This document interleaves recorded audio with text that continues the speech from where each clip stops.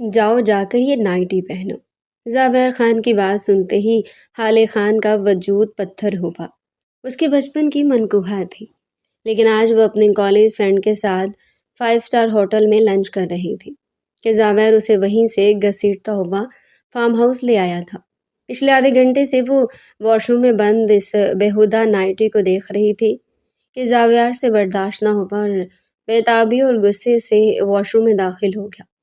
حالے نے آنکھیں پھاڑے اپنے برہنہ وجود کو اپنے ہاتھوں سے چھپانے کی کوشش کی، لیکن زاویار بہکتا ہوا اسے اپنا حق وصول کرتا وہی باتھ روم میں شدتیں ڈھانے لگا۔ حالے کی جسم کا خون، مگر حالے کی جان تو تب نکلی جب زاویار نے وہ کافی کا مگ اٹھا کر اس کی گردن پہ گرا تو اس کی گردن سے کافی کو اپنے لبوں سے چننے لگا۔ حالے کا رنگ سرخ انار ہوا تھا۔ اگلے پل وہ اپنی آنکھیں میچتی اس بے شرم انسان کی منمانیوں محسوس کرنے لگی۔ حالے کی سسکیوں میں اضافہ ہوا۔ خان، اس نے بے ساختہ اسے پکارا۔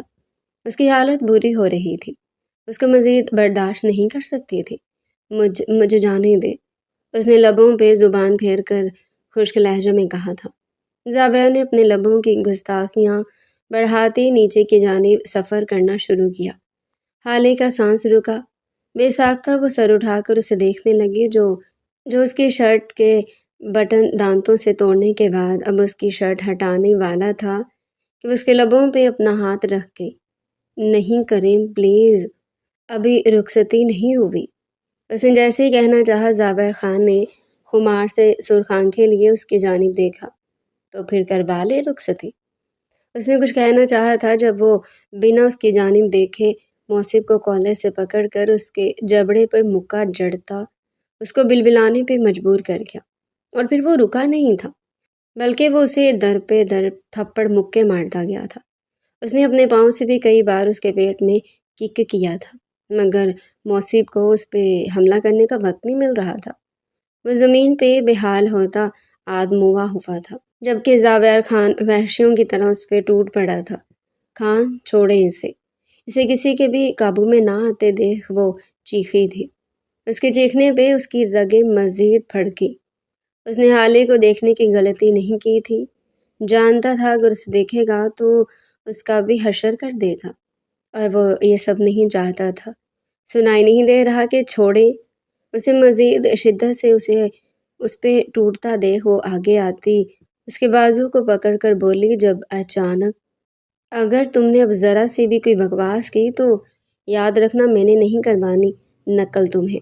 وہ دونوں اس وقت لان میں اپنی کتابیں کھول کر پڑھتے بیٹھی تھی، مگر ریدا، حالے کی دوست، جب تک اپنا سارا ٹیسٹ ریوائز کر چکی تھی، حالے کی طرف سے بے بسی اور غصے سے ملے جلے تاثرات سے دیکھتے بولی تھی۔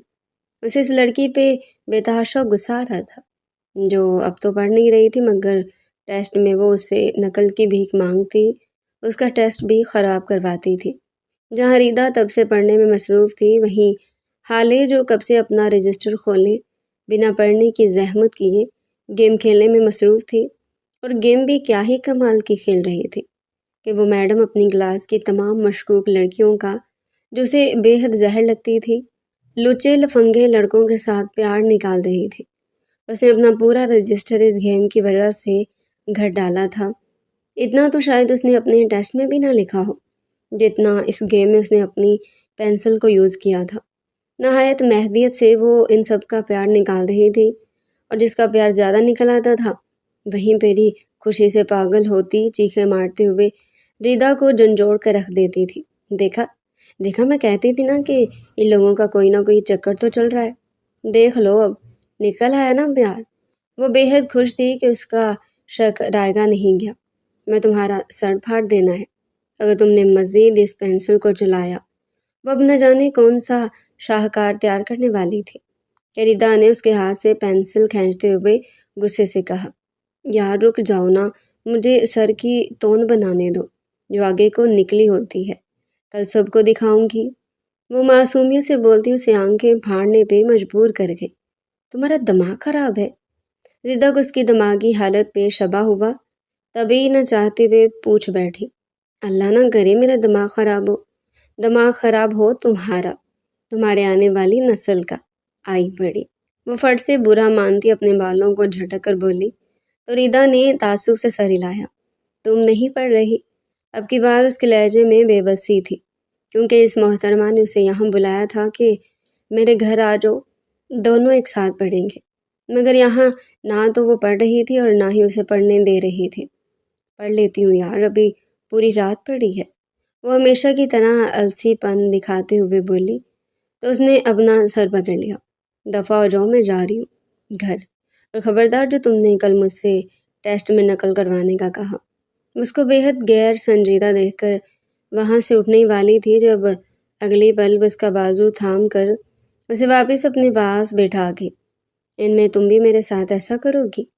ریدا کے سیریس ہونے پر وہ معصومیت سے آنکھیں ٹپ ٹپاتی بولی تھی، جس پہ ریدا بنا اس کی کسی سازش میں آئے سر جھٹک گئی۔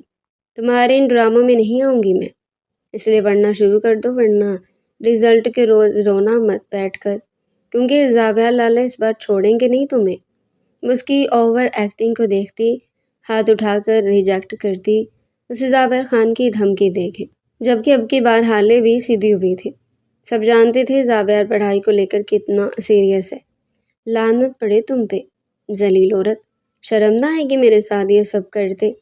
اس کے خیالات سن کر دل پہ ہاتھ رکھتی آنکھیں پھیلا گئی، جس پہ ریدا مسکراہٹ دبا کر سر جھٹک گئی۔ جانتی تھی اب وہ ضرور سیریس ہو جائے گی۔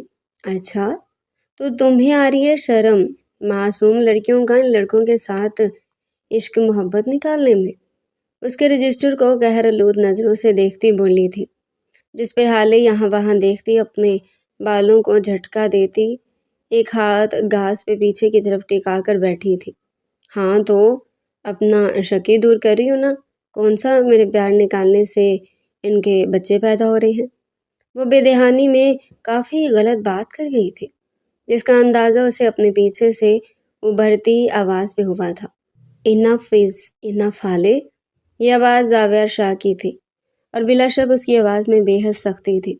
ہائے اللہ، مر گئے، یہ یہاں کیا کر رہی ہیں؟ واللہ میں تو گئی۔ وہ آنکھیں میچتی فوراً سے سیدھی ہوتی ریدا کو معصومیت سے اشارے کرنے لگی، جو بنا بھاؤ ڈالے نظریں یہاں وہاں گھماتی کندھے اچکا گئی۔ آج اس کی ٹیوننگ ہونے جا رہی تھی۔ زاویار، وہ تھوک نکلتی پھیکی سی مسکراہٹ لبوں پہ سجاتی بولی تھی، جس پہ زاویہ خان نے بنا کسی اور پہ غلط نگاہ ڈالے سامنے کھڑی آفت کا سرتے پیر ایک نظر جائزہ لیا تھا۔ کون سا ٹیسٹ ہے کل؟ اس کی طرف دیکھتا پوچھنے لگا، جبکہ حالے کی نظریں زمین پہ گڑی تھی۔ اس وقت وہ دنیا کی سب سے معصوم بچی معلوم ہو رہی تھی۔ میتھ کا ہے لالا، ریدا نے اسے خاموش دیکھ کر بنا اس پہ ترس کھائے سچ سچ بتایا تھا، جس پہ حالے نے دل ہی دل میں اسے گالیوں سے نوازا۔ ذلیل کمینی فتنی عورت، انشاءاللہ ساری زندگی کماری رہے گی، سنگل مرے گی انشاءاللہ، کمینی کتاب مرید۔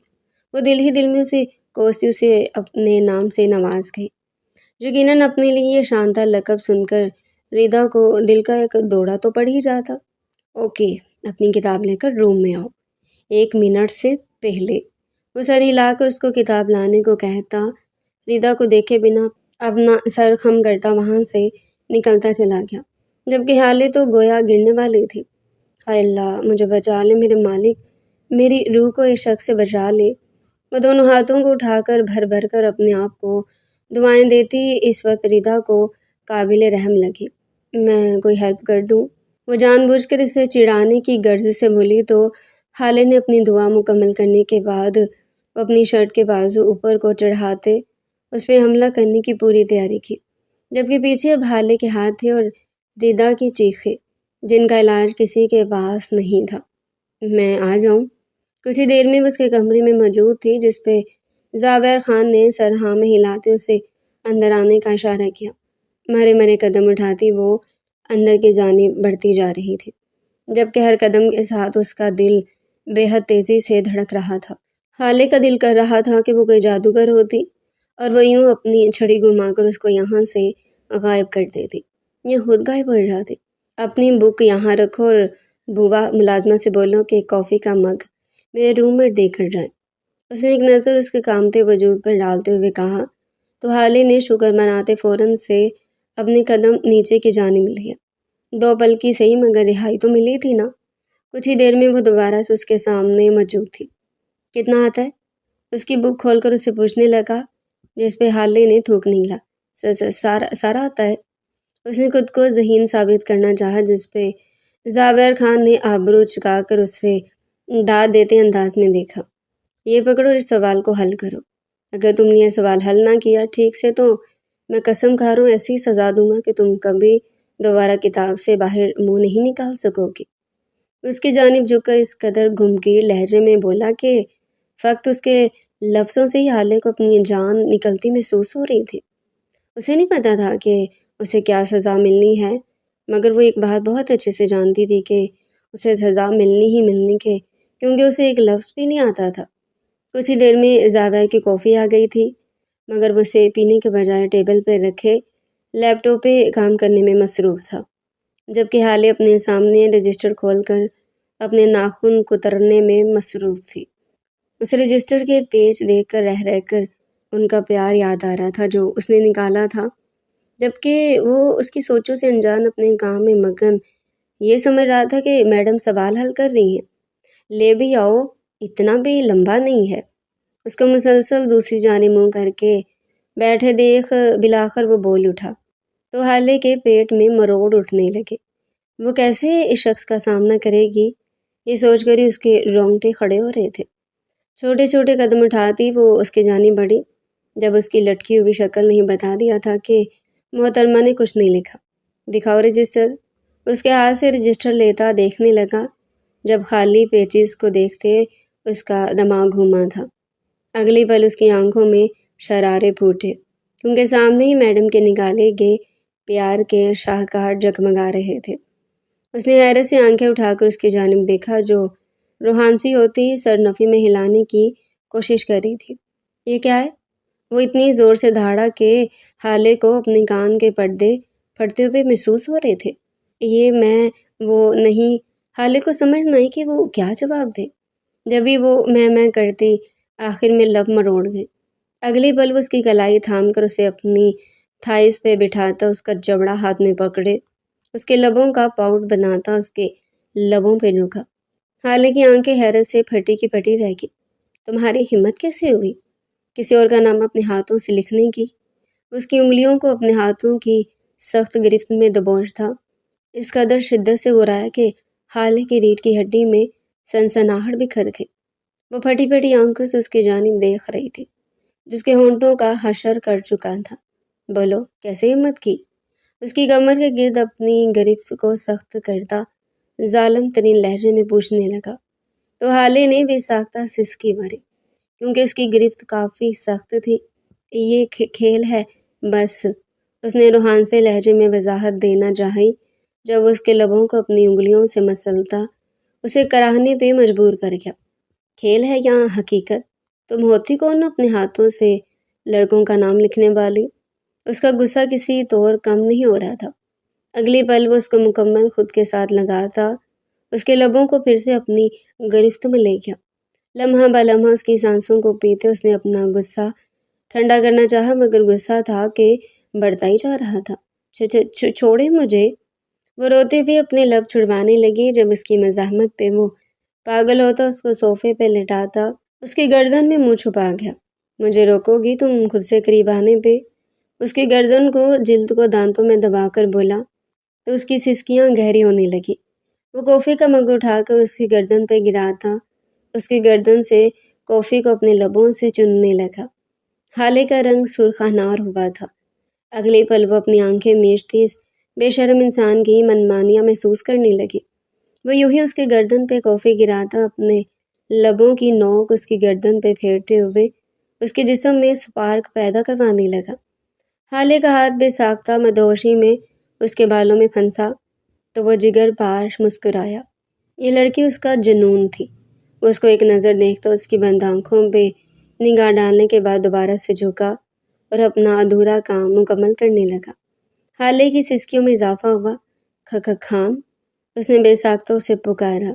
اس کی حالت بری ہو رہی تھی۔ اس کو مزید برداشت نہیں کر سکتی تھی۔ مجھے جانے دے، اس نے لبوں پہ زبان پھیر کر خشک لہجے میں کہا تھا۔ زاویہ نے اپنے لبوں کی گستاخیاں بڑھاتے نیچے کی جانب سفر کرنا شروع کیا۔ حالے کا سانس رکا۔ بساختہ وہ سر اٹھا کر اسے دیکھنے لگی، جو اس کی شرٹ کے بٹن دانتوں سے توڑنے کے بعد اب اس کی شرٹ ہٹانے والا تھا کہ اس کے لبوں پر اپنا ہاتھ رکھے۔ نہیں کریم پلیز، ابھی رخصتی نہیں ہوئی۔ اس نے جیسے ہی کہنا چاہا، زاور خان نے خمار سے سرخ آنکھیں لیے اس کی جانب دیکھا۔ تو پھر کروا لے رخصتی۔ اس کی ناک پہ لب رگڑ کر پوچھتا محبت سے گویا ہوا تو حالے کے گلے میں گلٹی ابھر کر معدوم ہو گئی۔ وہ جانتی تھی اگر انکار کرے گی تو مقابل کا دماغ بھڑک اٹھے گا۔ جبھی وہ سر ہاں میں ہلا کے پکا کروا لے، نہ جانے وہ کیا سننا چاہتا تھا۔ حالے نے پھر سے سر اس بات میں ہلایا۔ جب اس کا سر اس بات میں ہلتے دیکھ وہ اس پہ واری ہوتا، ایک دفعہ پھر سے اس پہ جھک گیا۔ حالے نے بے بسی سے آنکھیں میچھی۔ یہ شخص اسے کہاں بڑھا سکتا تھا؟ اس کی تو اپنی طلب ہی نہیں مٹتی تھی۔ وہ آنکھیں میچ کر سوچتی، اس کی جنونی شدتیں اپنی گردن اور نازکی پہ محسوس کرتی، اس کے بالوں میں ہاتھ ڈال گئی۔ زاور خان نے سرشار ہوتے اس کے لب چومے۔ آئندہ مجھے روکنے کی یا میرے حصار میں مزاحمت کرنے کی کوشش مت کرنا، سمجھی؟ اس کے کان کے قریب جھک کر وہ اس سے کنفرم کرنے کے انداز میں بولا تو حالے نے ہاں میں سر ہلایا۔ شاباش۔ اور دوسری بات، اگر تم نے آئندہ اپنے ہاتھوں سے کسی لڑکے کا نام لکھا یا زبان سے کسی لڑکے کا نام لیا تو مجھ سے برا کوئی نہیں ہوگا، سمجھ آئی؟ اب کی بار اس کے لہجے میں سختی محسوس کرتے وہ جلدی جلدی ہاں میں سر ہلا گئی۔ اسے بس اس دیو کی قید سے نکلنا تھا جو کہ اسے آج ناممکن سا لگ رہا تھا۔ Good girl. اس کے ہاں میں ہلتے سر کو دیکھتا وہ اس کے ماتھے پر لب رکھ کے اس کی حالت درست کرتا اسے آزادی بخش گیا۔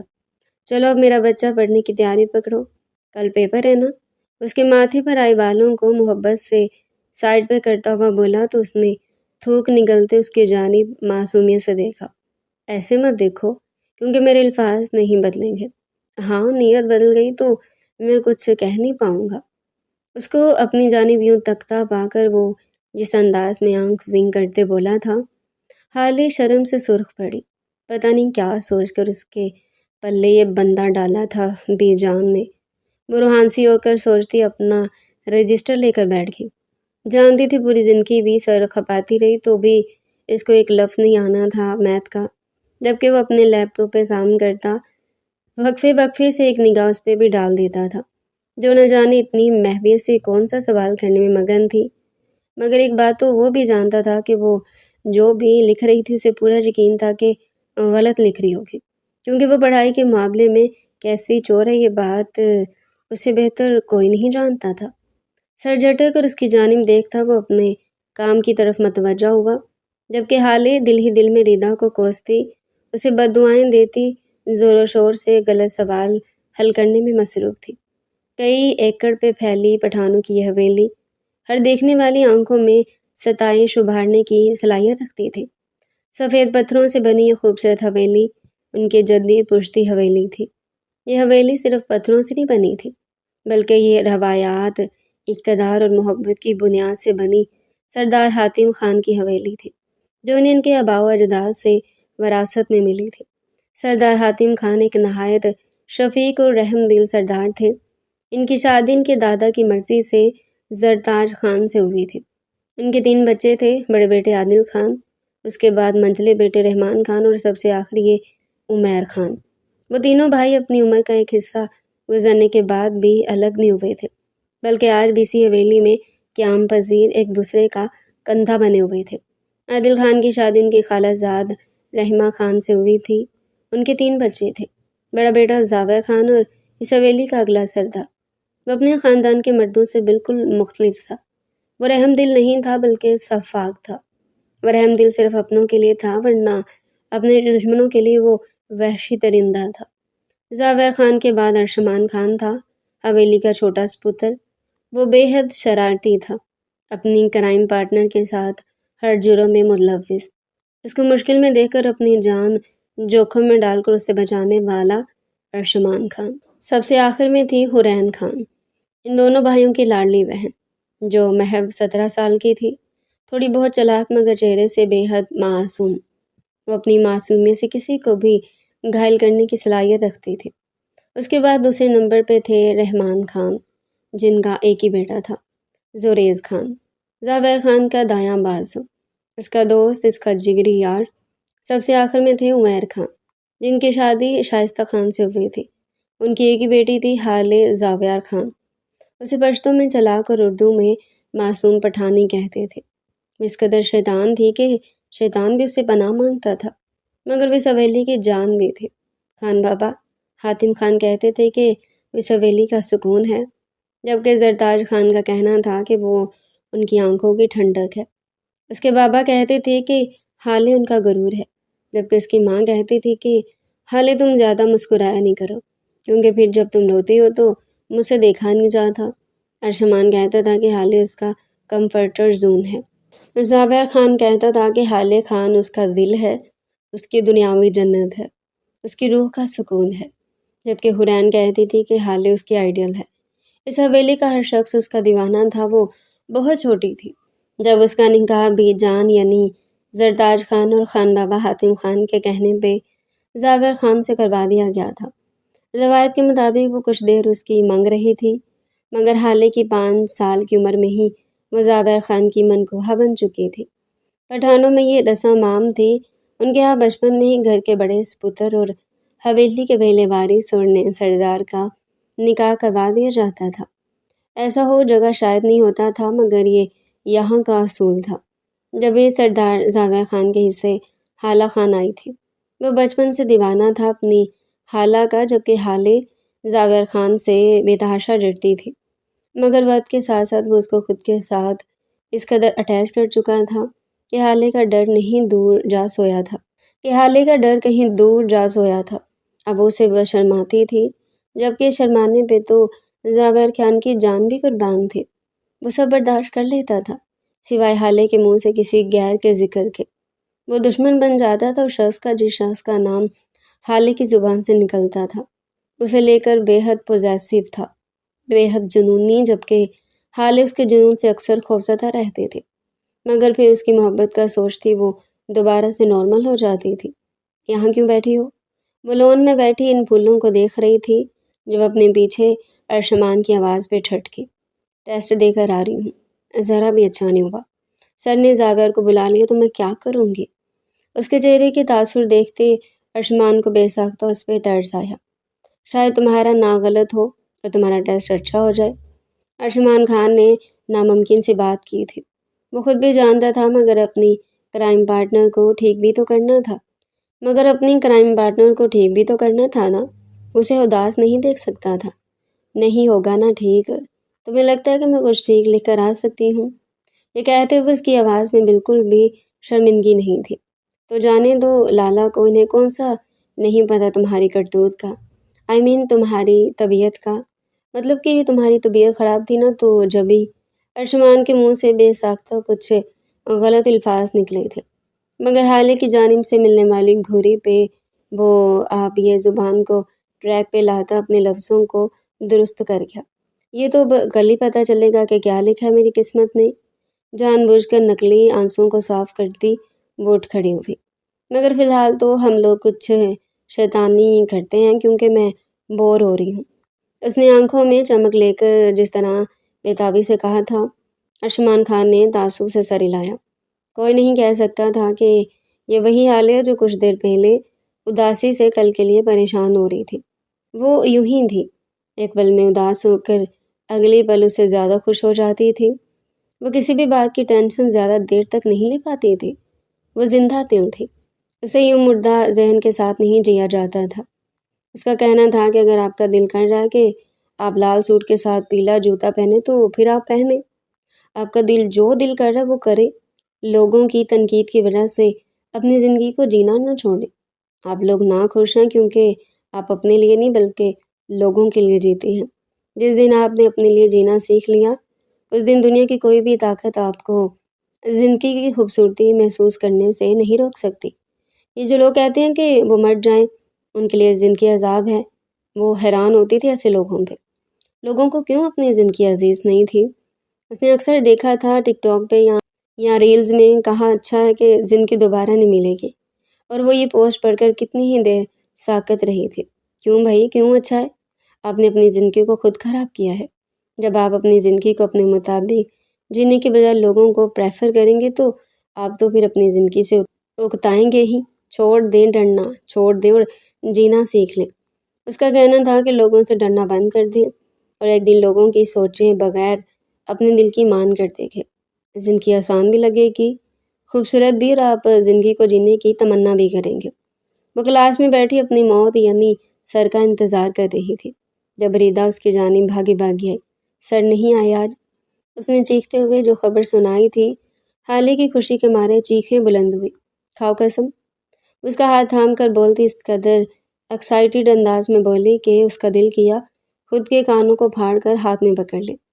پوری کلاس ان دونوں کی جانب دیکھنے لگی، جو وہ مصنوعی سمائل ان کی جانب اچھالتا دب سے اپنی جگہ پہ بیٹھے۔ گائز، سر نہیں آ رہے تو آؤ گیم کھیلیں۔ وہ مزے سے چیئر پہ انگلیوں سے ڈھول بجاتی خوشی سے بھرپور لہجے میں بولی تو سب فٹ سے تیار اس کی طرف قدم بڑھا کے۔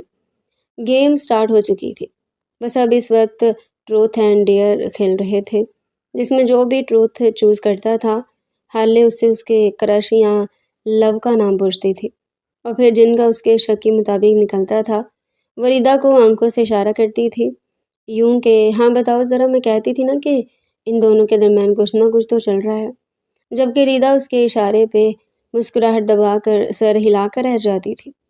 اور جو کوئی ڈیئر چوز کرتا تھا تو وہ اس کو ڈیئر دیتی تھی کہ کسی کو پرپوز کرو یا کسی کو شادی کا کہو، منگنی کا، ڈیٹ کا کہو، لائک ایسے کہ سب ڈیئرز جس پہ سب لوگ اپنی اپنی دلی خواہش کے مطابق جس کے ساتھ جو منانا چاہتے تھے وہ بول دے رہے تھے۔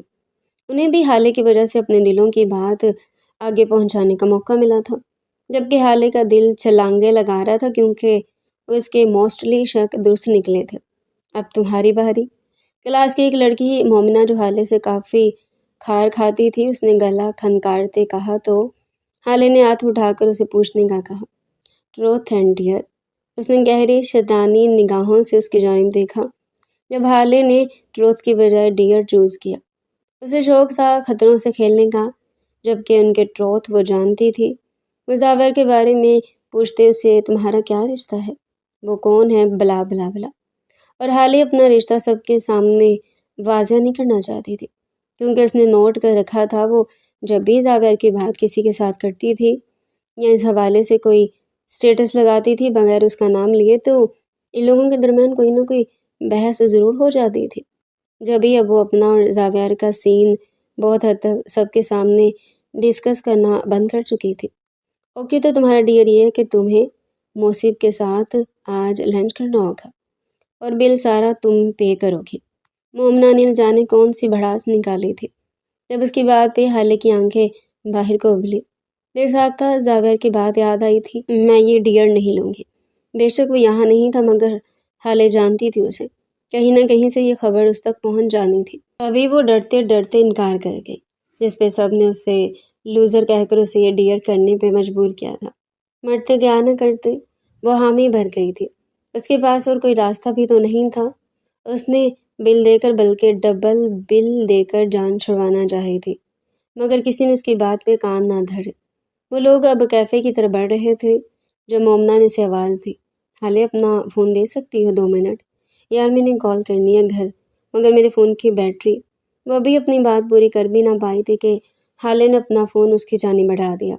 اگلی پل وہ اس کا فون تھام کر مسکراتی ہوئی 2 قدم سائڈ پہ لے گئی اور زاویر کا نمبر ڈھونڈنے لگی مگر اسے وہاں کہیں بھی زاویر نام کا کوئی کانٹیکٹ نہیں دکھا تھا۔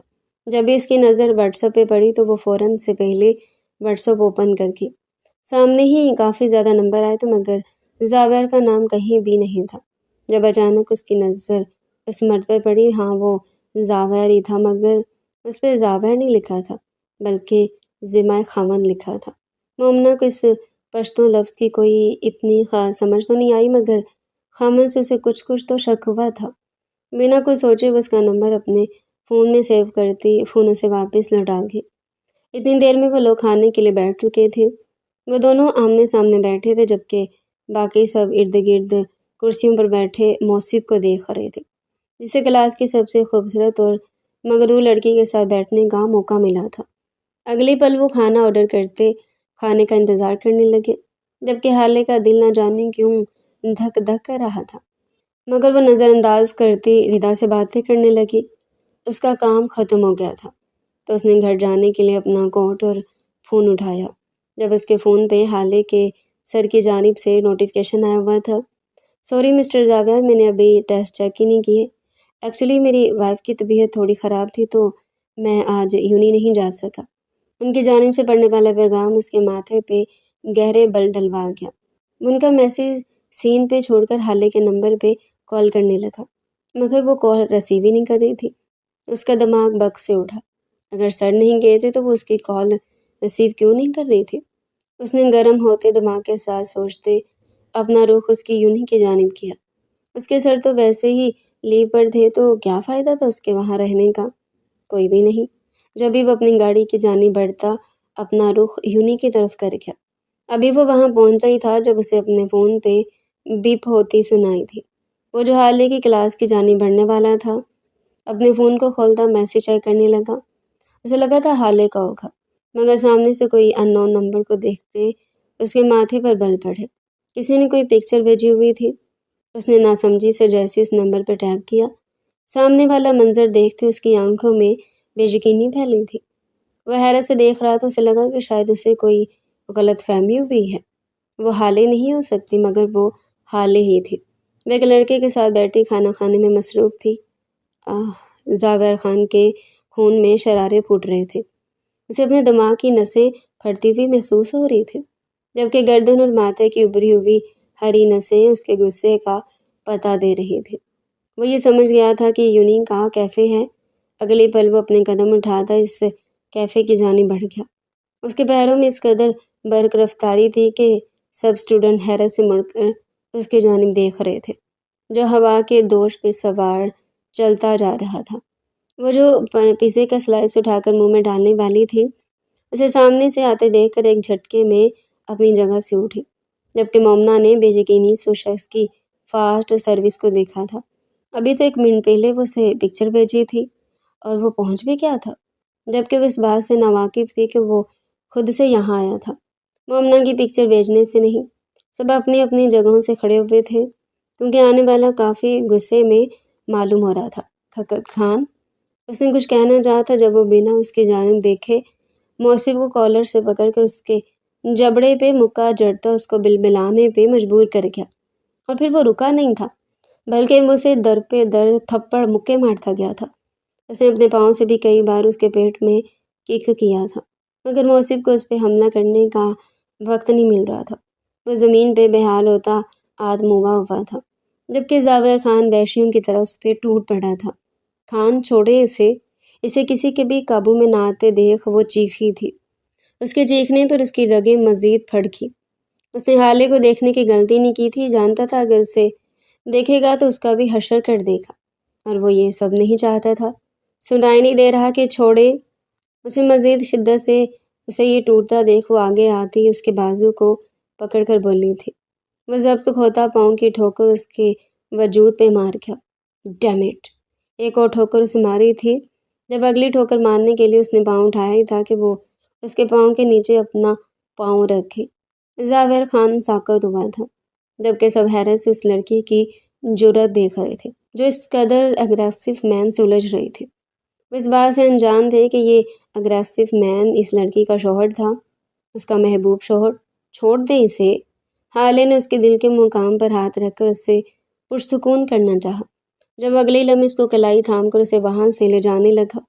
مجھے بل، حالے نے کچھ کہنا چاہا جب وہ دہاڑا تھا۔ بھاڑ میں گیا بل!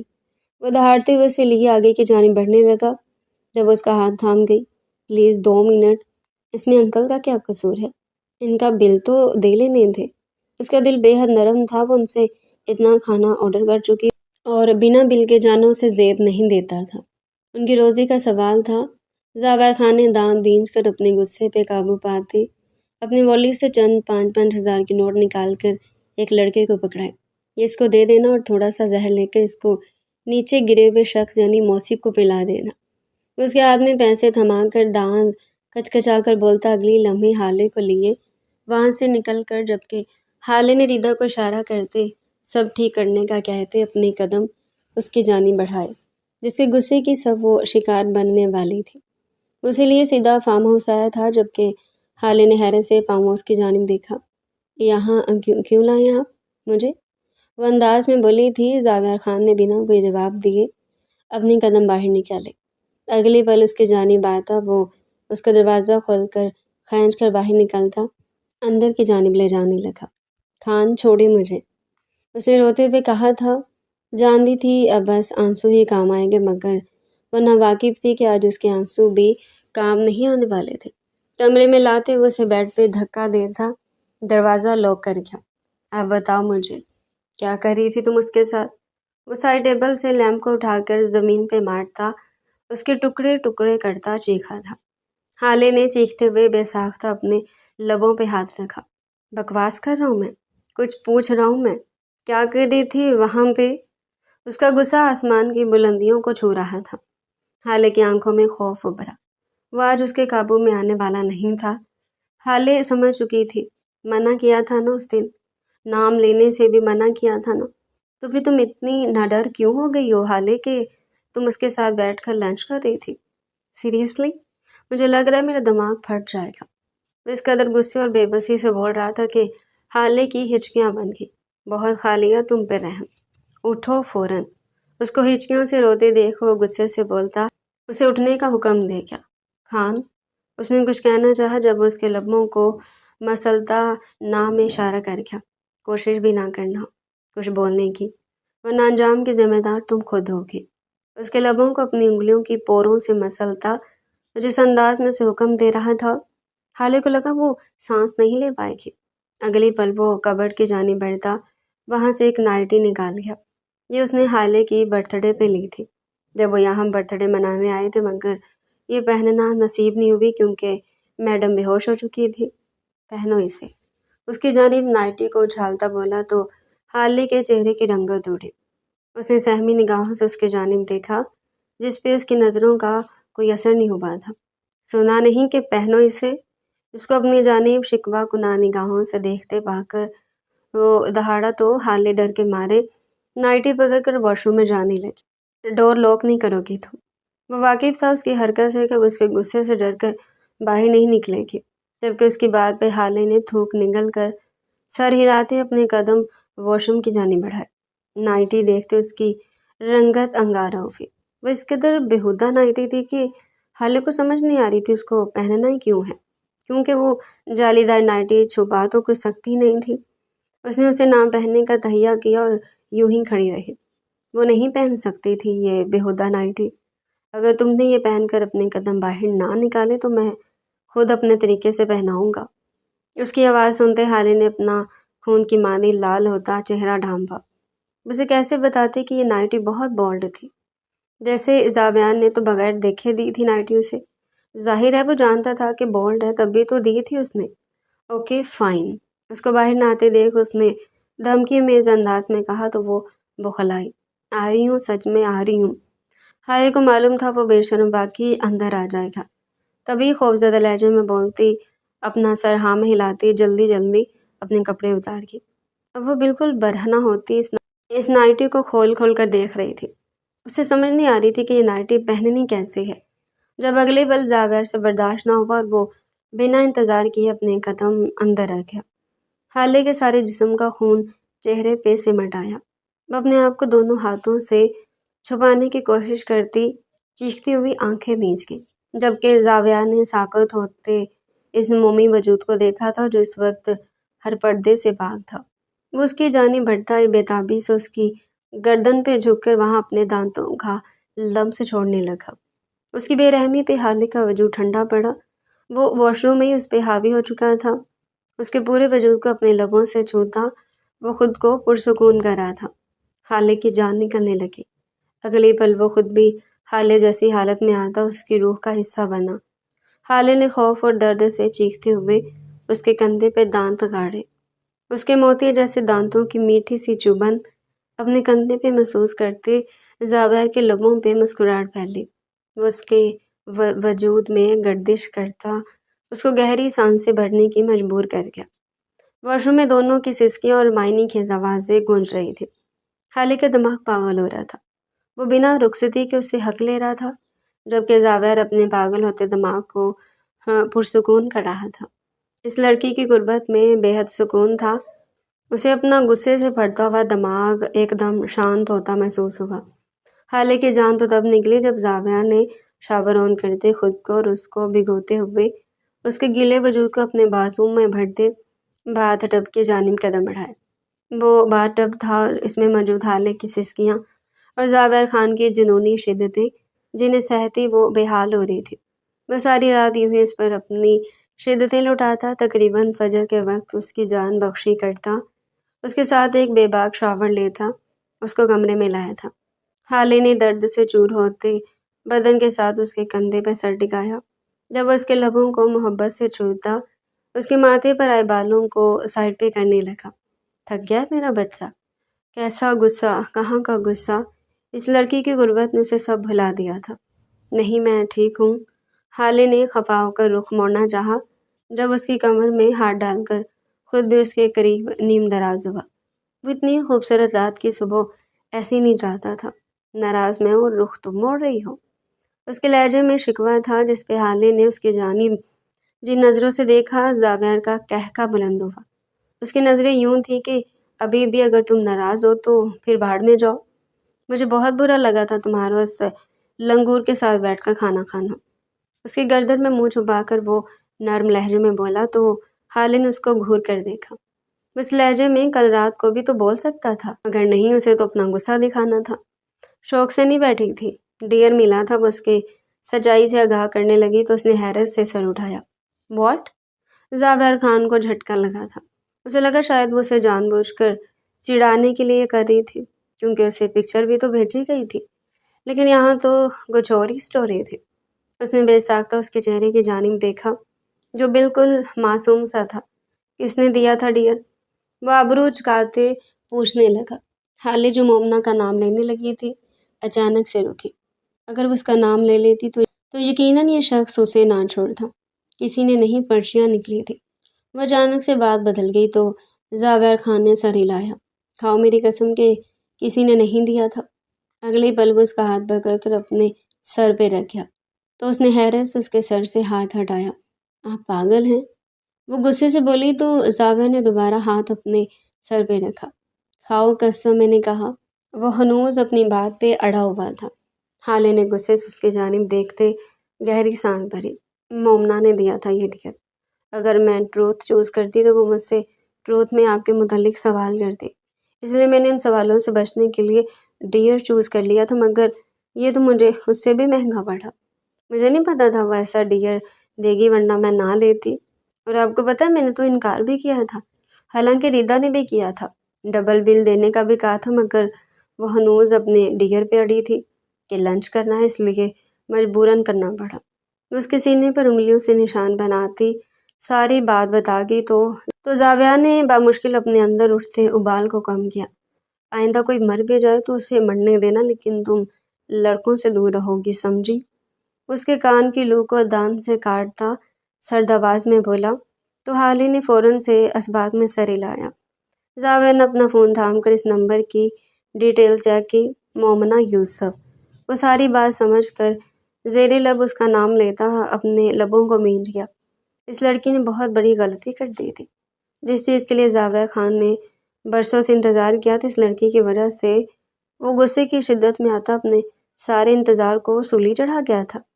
وہ رات اپنی بیوی کو بھی ہرٹ کر گیا تھا، یقیناً بھی اس لڑکی کو اب چھوڑنے والا نہیں تھا۔ اچھا سنیں، اس کی جانب دیکھتی بولتی تو وہ قربان جاتا اس کی جانب جی جان سے متوجہ ہوا۔ جی سنائیں، اسی کے لہجے میں بولتا وہ اس کے لبوں پہ مسکراہٹ بکھیر گیا۔ شادی کر لیں؟ آج پہلی دفعہ اس نے اپنے منہ سے شادی کا نام لیا تھا۔ رات جو ان دونوں کے درمیان ہوا تھا، وہ نہیں چاہتی تھی کہ کسی کو علم پڑے کہ وہ دونوں بنا شادی کے اس رشتے کو مکمل کر چکے ہیں۔ چاہے نکاح ہو چکا تھا، مگر رخصتی تو باقی تھی نا۔ کیا تم رات کی وجہ سے کہہ رہی ہو؟ زاویہ نے اس کے گال کو سہلاتے ہوئے پوچھا تو وہ سر ہلا کے جب میری جان کہے گی تبھی کر لیں گے، اور بتاؤ۔ وہ اس پہ جان مارتی نگاہیں ڈالتا اس کے ماتھے پر لب رکھتے ہوئے بولا۔ تو حالے نے آسودگی سے آنکھیں موند دی۔ اسے بالکل دکھ نہیں تھا کہ وہ بنا رخصتی کے اس کے ساتھ رشتہ جوڑ چکی ہے، کیونکہ نکاح شرط ہے، نہ کہ رخصتی۔ مگر یہ رخصتی ان کے گھر والوں کی حدود تھی۔ جب بھی اس نے اب اسے رخصتی کا کہا تھا کہ رخصتی کچھ عرصہ بعد ہونی تھی، تو چاہتی تھی کہ وہ رخصتی ابھی ہو جائے، جس پر زاویہ نے اس کی بات پہ سر تسلیم خم کیا تھا۔ وہ مان گیا تھا۔ وہ کیسے نہ مان تھا؟ فرمائش کرنے والی، حکم دینے والی حالے خان ہو تو زاویہ خان انکار کیسے کر سکتا تھا؟ کچھ عرصہ بعد آج ان لوگوں کا ریسیپشن تھا۔ اس کچھ عرصے میں بہت کچھ بدلا تھا۔ حالی پڑھائی کو لے کر بے حد سیریس ہو گئی تھی، جبکہ زاویہ خان اس کا مزید دیوانہ ہو گیا تھا۔ ارشمان اور اس کی شرارتیں تھوڑی کم ہو گئی تھی، کیونکہ اس کا کہنا تھا کہ اب وہ بڑی ہو گئی ہے، جس پہ سب نے اس کی سوچ کو سراہا تھا۔ مگر وہ سب اس حالے کو بھی مس کرتے تھے جو ہر وقت ان کی ناک میں دم کر کے رکھتی تھی۔ وہیں دوسری جانب زاویہ خان نے مومنہ کے ساتھ وہ کیا تھا جو وہ سوچ بھی نہیں سکتی تھی۔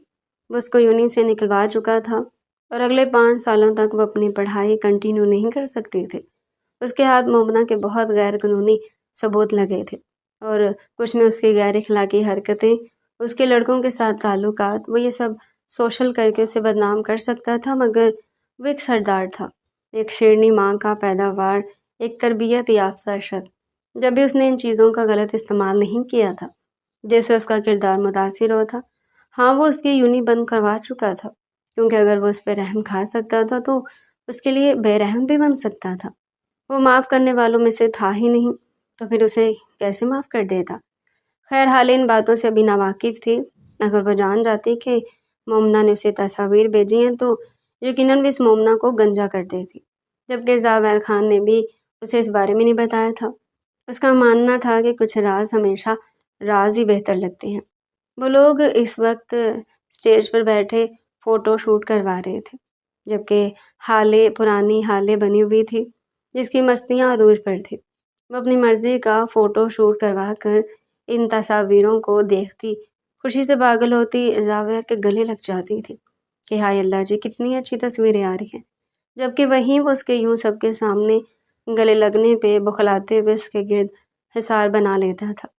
اچھی تصویریں آنے کی وجہ سے وہ پاگل ہوتی، تصویریں کھنچوانے جا رہی تھی، جبکہ باقی سب تعصب سے اس لڑکی کو دیکھتے مسکرا رہے تھے جس کی خوشیاں اس کی طرح معصوم سی تھی، اور وہ اپنی ان خوشیوں کے ساتھ بے تحاشا خوش تھی۔ وہ یوں ہی چھوٹی چھوٹی باتوں کو خوشی کے ساتھ جینے کی عادی تھی۔ ہاں وہ الگ تھی، سب سے الگ، کیونکہ وہ زاویہ خان کی حالے خان تھی۔ میں قسم کھا رہی ہوں اس لڑکے کو نہیں چھوڑوں گی آج۔ وہ اپنے کپڑوں کا حال دیکھتی چیختی ہوئی نیچے کی جانب آئی، جب سامنے وہ آفت کا پرکالا زرتاج خان کی گود میں منہ چھپائے ہوئے تھا۔ زاویر باہر نکلو، اس نے گھراتے ہوئے کہا جب وہ مزید اپنا منہ اپنی دادو کی گود میں چھپا گیا۔ کیا ہو گیا؟ کیوں بچے کو ڈانٹ رہی ہو؟ شائستہ بیگم نے اس کی غصے سے لال شکل دیکھتے ہوئے روحانسی ہوتی زمین پر بیٹھ گئی۔ وہ کہیں سے بھی 4 سالہ بچے کی ماں نہیں لگتی تھی۔ اس لڑکے نے میرا جینا حرام کر دیا ہے۔ میں کپڑے بیڈ پر رکھ کر نیچے آئی تھی، اور اب میں اوپر گئی ہوں تو یہ اپنا فیڈر کھول کر سارے کپڑوں پر دودھ گرا کر انہیں خراب کر چکا ہے۔ وہ میرا سب سے فیوریٹ ڈریس تھا۔ وہ اپنے بالوں کو پکڑ کر روتے ہوئے بتانے لگی تو زاویر نے اپنی دادو کی گود سے سر باہر نکالا۔ اسی لمحے زاویہ خان اندر داخل ہوا تھا۔ جب اپنی بیوی کو زمین پہ بال پکڑ کر بیٹھے دیکھ وہ سمجھ گیا تھا کہ یقیناً اس کے شیطان بیٹے نے کوئی شرارت کی ہے۔ موم وہ سب سے بڑا ڈریس تھا، زاویہ نے معصومی سے اپنی توتلی زبان میں بولتے ہوئے اسے جتایا تو باقی سب نے اپنی مسکراہٹ دبائی، جبکہ وہ اپنی جگہ سے اٹھتی دانت کچکچا کر اس کی جانب بڑھی۔ تو پھر کہو اپنے باپ کو کہ لا کر دے مجھے نئے کپڑے، جو بکواس نہ ہو۔ اسے واپس گود میں چھپتے دیکھ وہ پیر پٹک کر بولی تو زاویہ نے آبرو چکاتے اس کی جانب دیکھا۔ کون سا ڈریس چاہیے میری بیگم کو؟ ابھی لا دیتا ہوں۔ وہ محبت باش لہجے میں بولتا اپنے قدم آگے کی جانب بڑھا گیا۔ جب اپنے پیچھے اس کی آواز سنتے وہ بے ساختہ پلٹی، وہیں زاویر نے اپنے باپ کی آواز پر زرتاج خان کو دھوکہ دیتے اس کی جانب دوڑ لگائی۔ وہ یوں ہی کرتا تھا جب تک اس کے باپ گھر میں نہیں ہوتا تھا۔ وہ ان سب سے پیار بٹورتا، ان سب کو اپنا وقت دیتا تھا، مگر جیسے اس کا باپ آ جاتا تھا پھر وہ کسی اور کو پوچھتا بھی نہیں تھا۔ کیا کہا ہے آپ نے موم کو؟ اس نے اپنے بیٹے کو اٹھا کر چومتے ہوئے پوچھا تو وہ منہ بسور گیا۔ میں نے ان کی ڈریس پہ دودھ گرا دیا، میں نہیں چاہتا تھا۔ اس نے ڈریس پہ دودھ گرا دیا کیونکہ وہ اچھا نہیں تھا، وہ نہیں چاہتا تھا کہ آپ کا موڈ خراب ہو انہیں دیکھ کر۔ وہ جس انداز میں بولا تھا سب نہ چاہتے ہوئے بھی اس کی بات پہ کہکا لگا کے، جبکہ حالے کے لبوں پہ بھی مسکراہٹ پھیل گئی۔ ویسی باتیں کر کے اس کو ہنسا دیتا تھا، اس کا سارا غصہ غائب ہو جاتا تھا۔ زابیر نے اپنے بیٹے کو دیکھتے چٹا چٹ چوم ڈالا، وہ باتیں اتنی پیاری کرتا تھا، اور یوں ہی وہ اپنے بیٹے کو لے کر صوفے پر بیٹھتا اس سے پورے دن کی تفصیل سننا شروع ہو چکا تھا، جس پر وہ اسے اپنی طوطی زبان میں ایک ایک لفظ کی خبر دیتا، ان سب کو تعصب سے سر ہلانے پہ مجبور کر گیا۔ وہ جانتے تھے اب بس وہ تھا اور اس کی باتیں اور اس کا باپ، اور یوں ہی ایک خوبصورت کہانی اپنے اختتام پہ پہنچی تھی۔